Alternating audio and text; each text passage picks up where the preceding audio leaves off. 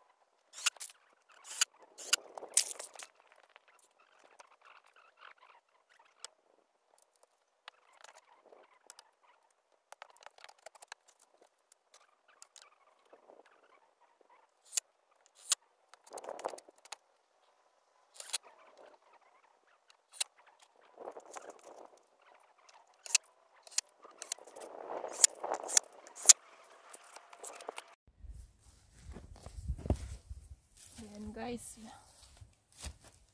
we will put these braces in the middle para masuportahan niya po yung kahoy at hindi po siya bubuka at masisira po yung kahoy. Kailangan po talaga ng braces sa gitna po. Yan.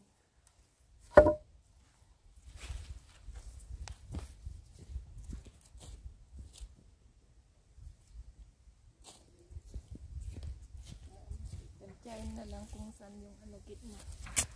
Saka guys, kung meron kayong mga ganitong kahoy na pinagpuputol-putol na, kasi ito gamit namin sa terrace namin, matibay po siya kahit na hindi po siya na tutubog ng tubig, hindi po siya na sisira. Ito bang lalagay ko dito sa ibabaon ko natin yan sa lupa para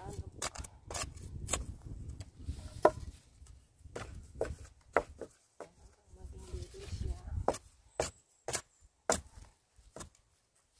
At saka guys, itong kahoy na ginamit ko pala ay ilagyan ko po ito ng chemical po.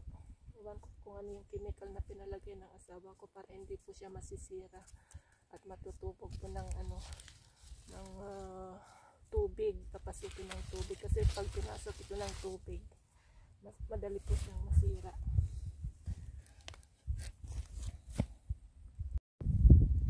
So guys, it's done. Ayan na yung boxes ko.